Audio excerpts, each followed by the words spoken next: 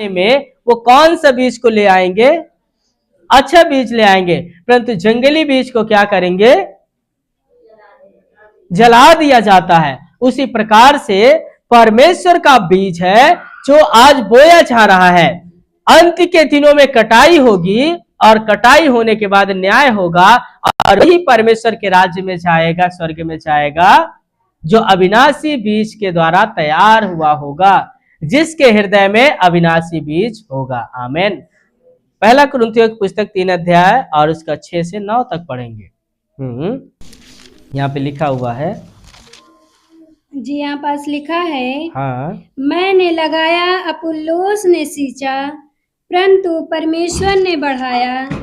इसलिए न तो लगाने वाला कुछ है और न सींचने वाला, परंतु परमेश्वर ही सब कुछ है।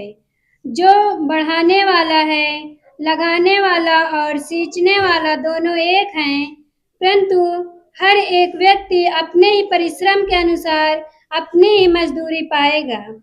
क्योंकि हम परमेश्वर के सहकर्मी हैं। तुम परमेश्वर की खेती और परमेश्वर की रचना हो। आमेन। क्या है?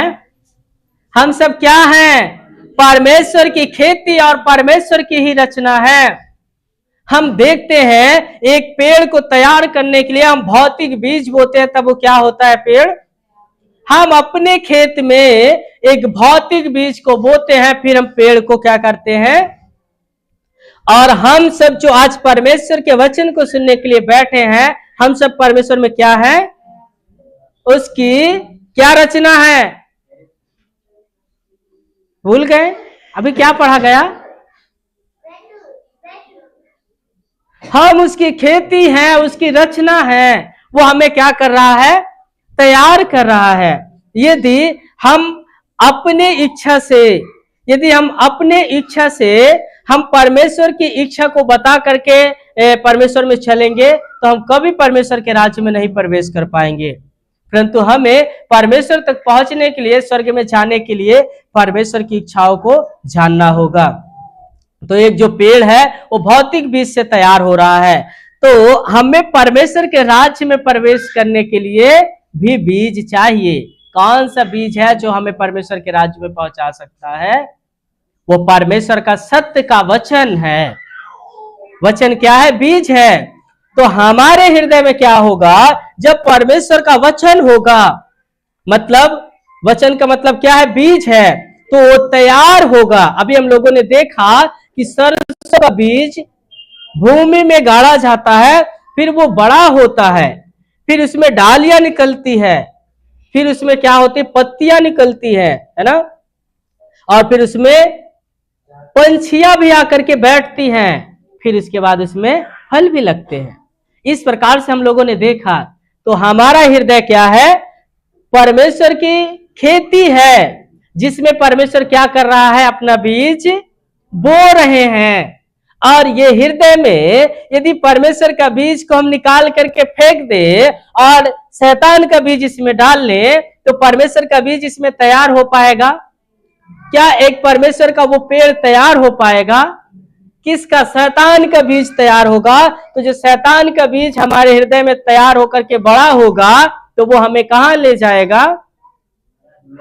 कटाई में हमें क्या कहां ले जाएगा? नरक में ले जाएगा। तो इसलिए हमारा हृदय जो है ये परमेश्वर की खेती रचना है।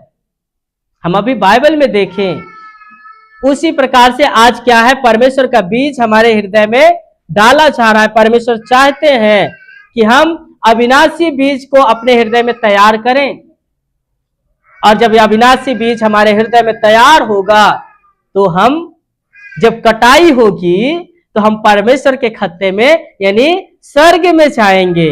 आमीन। बोले यीशु मसीह की। हमें परमेश्वर में बहुत मेहनत करने की जरूरत नहीं है, परंतु परमेश्वर को समझने की जरूरत है, परमेश्वर की इच्छा को जानने की जरूरत है। क्योंकि मेहनत से अगर कोई परमेश्वर के राज्य में प्रवेश करता, तो पता नहीं कितने लोग जंगलों में जाके तपस्या कर रहे हैं, बिना खाए पिए वो रह करके क्या है? अपने जीवन को गुजारते हैं।